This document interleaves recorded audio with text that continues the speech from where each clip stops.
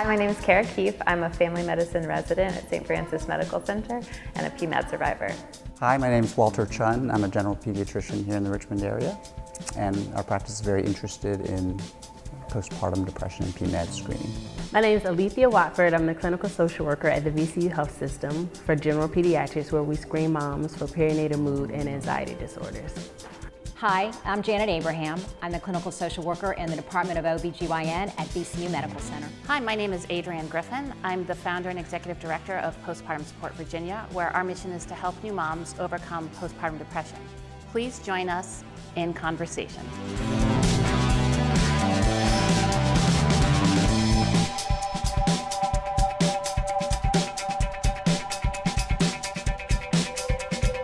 Postpartum depression, which is the most common complication of pregnancy and childbirth, affects 1 in 5 moms. But we know so much more about it now. We know it's not just postpartum, meaning after the baby is born, but also during pregnancy.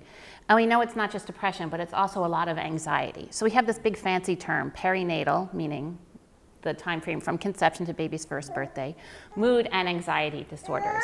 So you'll hear us refer to PMADs or PPD, but what we're really talking about is mental health issues that affect women during this important time frame, during pregnancy and the first year postpartum. Well, a lot of times as we have the opportunity to really get to know these women over a 9-month period, we're able to monitor their behavior, monitor their mood, and we try to do what we can at the Department of OB/GYN to normalize their prenatal care and start from the very first OB appointment with a prenatal screening. It's an Edinburgh screening tool that assists us in helping them tune in to how their moods are. So we do that, and we do that also another time, which is your 3rd trimester. You know, that is so fabulous. That is exactly what every obstetric provider should be doing. We know these are so common, these issues, really are. that we really need to get a baseline at sort of that, for that first trimester. Right. And then again at the 3rd trimester. Sure. And then at the postpartum time. Exactly, right? exactly. So, Kara, why don't you tell us a little bit about what your experience was, and were you screened when you were a new mom? Yeah, sure. So I had my daughter after my 3rd year of medical school, and I was screened both when I was pregnant with her and then also at my 6-week postpartum follow-up. And I remember thinking, all right, I don't have postpartum depression. I kind of like passed the screening. But for me, I kind of started having more heightened anxiety that led to a lot of issues with not sleeping and that sort of thing, closer to when my daughter was about 2 months old, so just a few weeks after that. And now that I have this little guy and had a very healthy pregnancy and have had a postpartum period where I haven't been dealing with the depression and anxiety, I can look back on my first pregnancy and just recognize that I had anxiety that was a lot more heightened than it is for a normal first-time mom. Because I think something that in talking to women and from my own experience I've learned is that, you know, first-time moms, like, we do have a little anxiety, we do have a little bit of this, and so people can say, oh yeah, of course you're not sleeping, of course you have, you know, you're worried about X, Y, and Z, which I think is why it's so important to use a screening tool that actually is specifically designed to catch these issues, because it goes a little bit deeper than those little conversations that we have. Right. Walter, can you talk a little bit about the screening tool that a couple of people have referenced? We also use, as does Janet at VCU, in my practice, the Edinburgh postnatal depression screening test. It's very easy to implement in the office. It takes about 5 minutes to complete, and it's 10 questions. It sort of rules out some of the things that may be confused initially for, you know, fatigue and things like that. It really kind of focuses, I think, mostly on some of the mood and anxiety issues, feelings of happiness and such. I think it does a really good job, and then that, of course, is just an objective score, and it's a lead point for discussion, but you know, there are cutoffs at which, you know, it triggers certain actions by us as far as referral to resources or other providers. Right. What I really like what you said is that, yes, it's a screening tool, but it's meant to engage the mom in conversation about what's going on. It's not just like, here, fill out this form. Right. It's like, hey, I see you answered this. What's going on? Let's talk about this a little bit. Or even if things are going great, you know, thank you for completing our form. It appears that things are going well. Right. And Kind of affirms and just reclarifies for them that That this they're is on a good important. path, Yes. but it's Right. important to us, yeah. So many practitioners use the EPDS, as we call it. There's other screening tools, but what's really good about the EPDS is that it's short, as you said, it's free. It's been validated in both the postpartum period and during pregnancy. It's good for both moms and dads, and it teases out both that anxiety and depression components. So it really is the go-to screening tool. Yeah. You know, another good thing, just to piggyback on what Walter said, is that the screening tool has also been made available on Android and Apple phones for e-screening. So a physician could clearly connect with a patient that may not be in an office that does do a triage call and you're concerned about them. You can have them fill that out after you do the obviously the releases of information and transmit that information and expeditiously get your patient connected to the dots. Great, especially as we're moving more and more to electronic. Absolutely. Electronic medical records. It's just and I all wanted of to that. throw that in because it makes it very available to folks. In addition to that, it also has been translated into other languages. Right. Yeah, as good well. point. Yes, Yeah, yes, yeah. thank you. So Alethia, tell us a little bit about how you and Janet work together at VCU. So at VCU, Janet works in the OB clinic and I work in the pediatrician's office. So we see the babies pretty regularly right after the baby's born. So generally the next day or at least 2 days later, and we give mom the screening to kind of assess their mood. So it can be kind of tricky in that the baby just came home from the hospital, so it could just be that baby blues period. But the good thing about what we do is we rescreen them again in 2 weeks, and then we screen them again in 2 months, and then 4 months and 6 months as well. It's And really- sometimes, depending on how moms present when they come to the office, we'll give it to them if the baby is 8 months or a year old. Right, that's great. That's awesome. You know, when I first started doing this work and people said they would screen, you know, either in the hospital or at those first early visits, I was like, why? It's postpartum. It doesn't kick in for a while. But we know that, you know, women start having that heightened anxiety during pregnancy. And we know that half the cases of postpartum issues actually start in that third trimester. So it's really, really important that we're talking about this from the moment the mom is pregnant all the way through pregnancy. And then again, throughout that first year postpartum. So, you know, really great news. Last week, the American College of Obstetricians and Gynecologists, which is the governing board for all OBGYNs, came out with a new recommendation, a new opinion, that is encouraging obstetric providers to see those new moms earlier than the 6-week visit. Like they're talking 2 or 3 weeks. And the number one thing that they want to assess for is mental health, right? So this is great. I mean, this is a watershed. This is really huge. And I was going to add, when she mentioned at her 6-week visit, she was okay, but then 2 weeks after that, she started having those symptoms. Well, her 6-week visit has come and gone, so she's not going to really see her OB provider anymore after Right. that. And that's why it's so important that the pediatricians are doing this, right? Because how many times do you see a mom or, you know, a new baby over the course of that first year?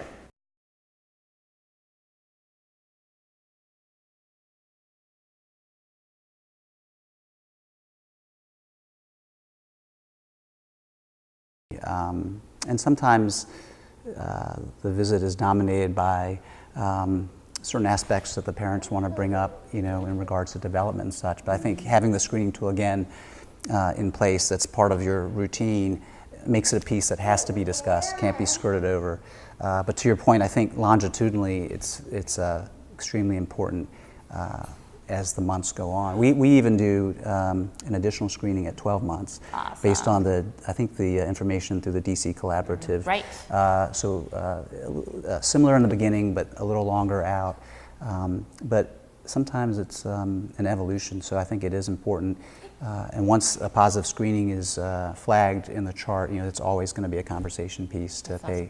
You know, so one of the things that we're also doing at Postpartum Support Virginia is we're passing out information cards to OBs and pediatricians and the hospitals. We want to get these cards in the hands of moms routinely during this 2-year time frame. So it lists all the important information about signs and symptoms, but most importantly is where to go for help.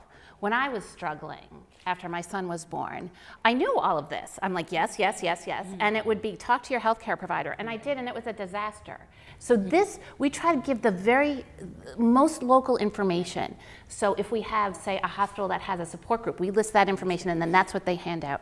And then we give this to the OBs and pediatricians. So we encourage the OBs to at least give it at the first trimester and the third trimester. And then the pediatricians, it's like just put it as part of the packet that you give parents for all the well baby checks, right? Because they get information about, put baby to sleep on your back, and here's what they should be eating. So just tuck this in there as well. Yeah. And so while the screening is good, we're also giving them the information in a more passive way. It's just as important, right? Because I think you can recognize it, but in the past before, we have a resource, Janet has a wonderful resource. That Right, can you show this us? discussion is fantastic because I just found out about this resource, and we practice medicine in the same locale. And this was really a unique opportunity where we partnered with VCU Health, and they were able to provide us with the resource, the physical resource, but we put together basically a mother's guide for postpartum depression, and we provide them with this prior to having a baby. So they can read about the trajectory of what's going on and what they can expect, and then obviously also what to do if you're in need of help.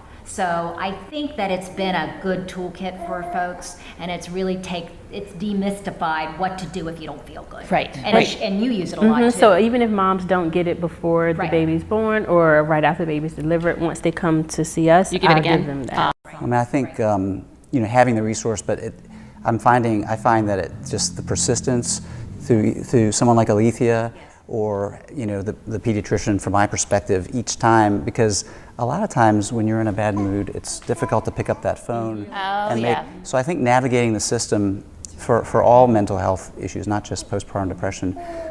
In my case, children with mental health issues, it's increasingly difficult. The resources are limited, and so I think anything that we can do, a list that has an up-to-date number of people in your area that are seeing patients, and not 10 months from now, Right. I think can help.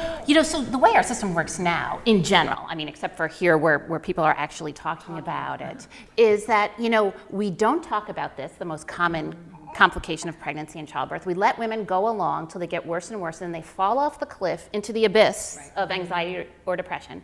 And then we expect them to say, hey, number one, I recognize that something's wrong. Number two, I need help. And number three, then they have to figure it out when they're at their most vulnerable. Right. So we really need to change the whole thing, got to dial it back and be saying from the moment a mom is pregnant, hey, Janet, we're going to talk about a bunch of things. We're going to screen you for a bunch of things during your pregnancy, one of which is your mental health. We know it's as important as your physical health. Both have a direct impact on their baby and on you.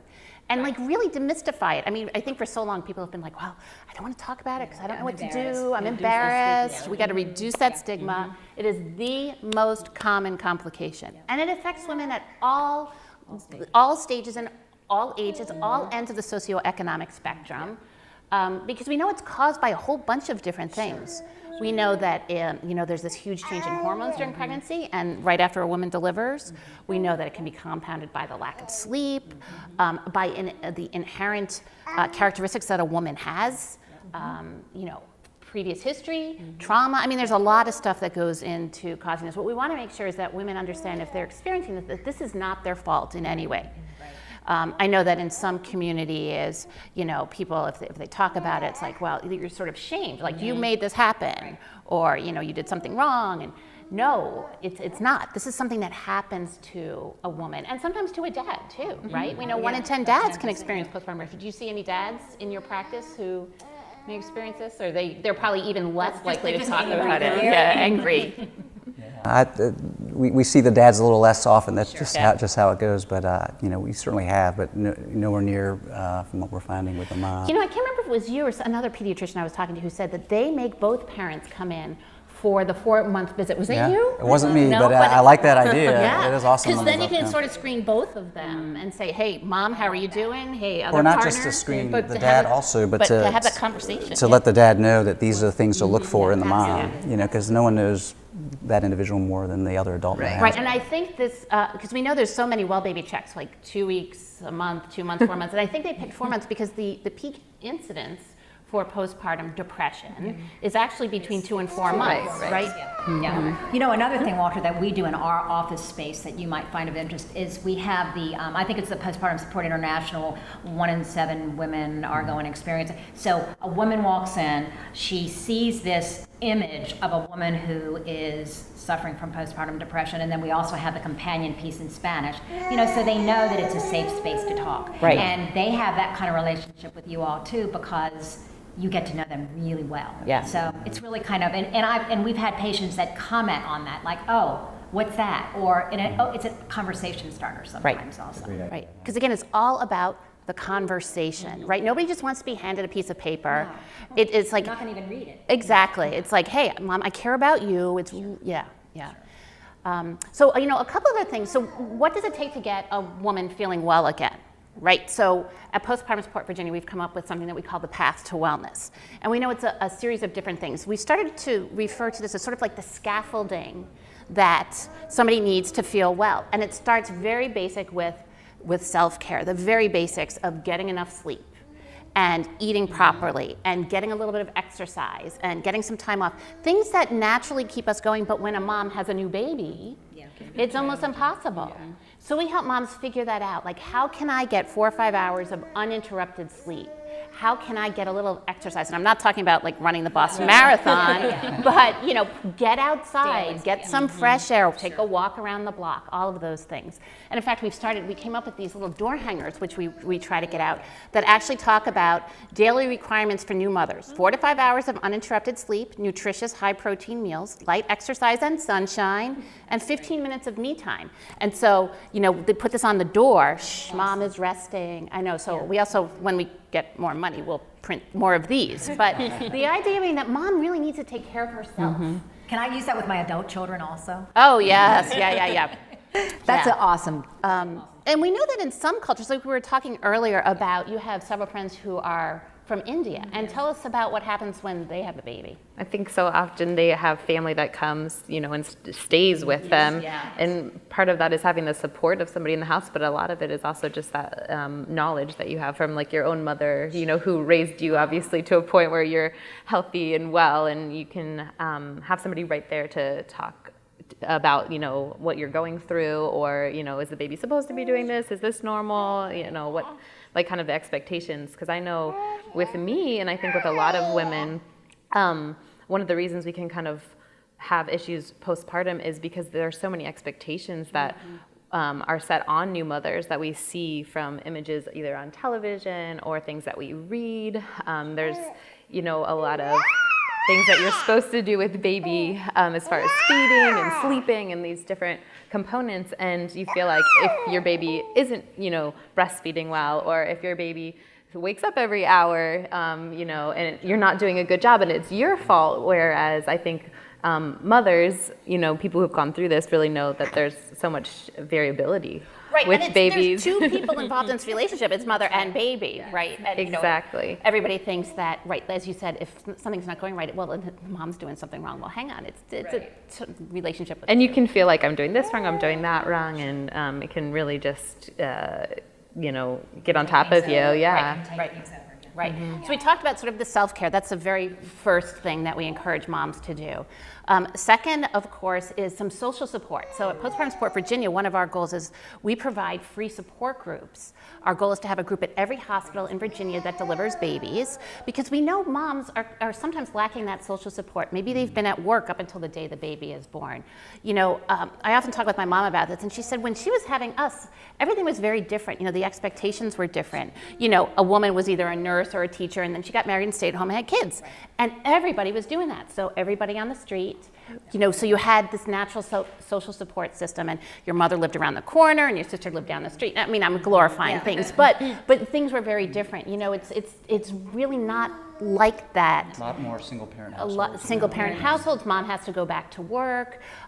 Nobody in the neighborhood is staying at home. I mean, lots of things. So we have these support groups so that women can come, sit like this, talk among themselves, cheer each other on, and we find that, as people progress and get better, then they pull the next mom along with them. And that for me was the first thing, like the first resource really that I found was there was one support group in Richmond at the time I had my daughter, and it was my lifeline. I looked forward to that every month, being able to go to that. And I know one thing that was great is having those other women there, and they could see the difference in me, even if I couldn't see the difference in me. I know sometimes the moms come back and are like, wow, you look so, what did you do? And they can say, well, I started getting more sleep, or I started having therapy. That was the next thing. We find a lot of women really benefit from very short-term, pragmatic, focused therapy that is focused on symptom relief and managing your emotions so that you can engage with baby and really, be a good mom. And then the fourth piece of the puzzle is medication.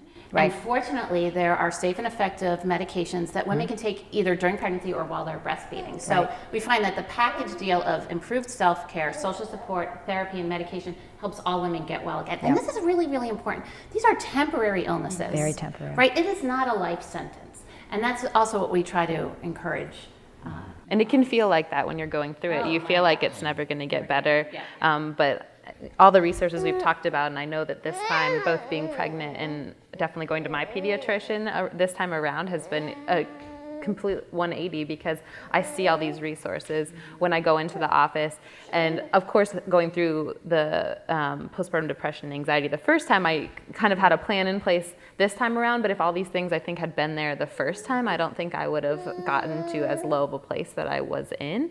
And just like you spoke earlier, it really helps to normalize everything. And these resources also have given a lot of confidence, I think, to providers, as well to our medical providers, because people, whether it's nurses, social workers, physicians, would see moms that had issues, but if you don't know where to send a mom, what are you going to do? And really the work that we've been doing in Richmond over the past year or so has helped to develop more support groups and identify more people that are comfortable talking to moms about these issues, and of course becoming their providers as well. I like what you said about if you had the resources before, and just like now we talk about having a birth plan, it's almost like we need to have a plan earlier on of how we're going to deal with this. Just being more proactive. You may not have these experiences, but if you do, here's a plan that we've already talked about, so you're not scrambling. And that's on the Postpartum Support Virginia website. You know, I started using this analogy that the pregnancy and the birth is kind of like when you're engaged to be married, and like all the focus is on the event of either the wedding or the baby being born. You can't even begin to imagine what it's going to be like to be married or to have a baby. So we did come up with this plan called the Realistic Postpartum Plan, and it helps mom and dad or whoever the parents to think about, okay, what are we going to do about food, about sleep, about childcare if there's other children, you know, about, you know, maybe going back to work, whatever, all of those thoughts that you don't even realize you need to talk about because you're just focused on that birth plan, right? And it's interesting because I've used that plan with several patients, particularly patients that had previous historic issues with anxiety. The outcomes are incredible. It's amazing. They're incredible. You know, and it's so reassuring to see that. So it's just postpartum a tool. depression is actually preventable. Exactly. Yeah, so you know, I have postpartum issues with my second, and we decided to have a third, and we put a lot of things in place. Pretty amazing. And we kind of circumvented, and like for me, and you can just see them, just see the anxiety level, just getting. Yeah, I haven't been, embarrassed to say, I've been on the website to see that. Is it a easily navigable tool that you?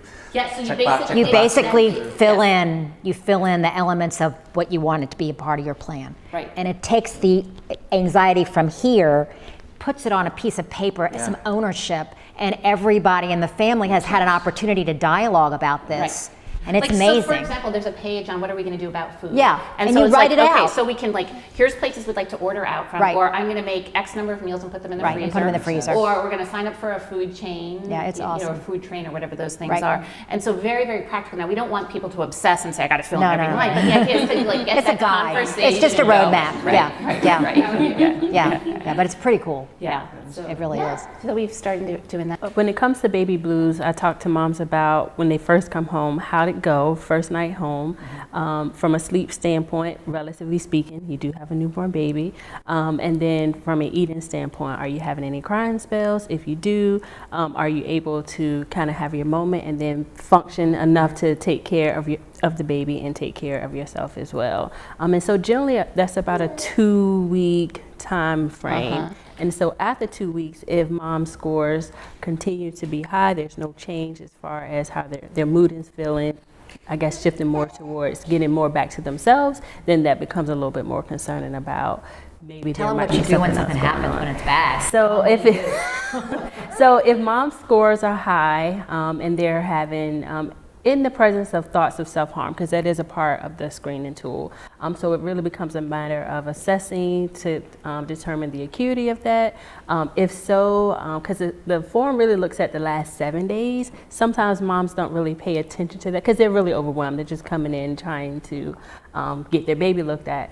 But if it was in the past 7 days, or if it was today, if they tell me right now I'm having thoughts about wanting to hurt myself, then there's a process that we can do to kind of get them further assessed. If it's not so acute, then I reach out to Janet to get moms into the peripartum clinic where they can have access to a psychiatrist if that's necessary, as well as connecting them with a therapist. And also in clinic, I will pull up the Postpartum Support Virginia website and get some information, whether it's about support group or therapists to provide. Yeah, so what you all have going on at VCU is really quite amazing.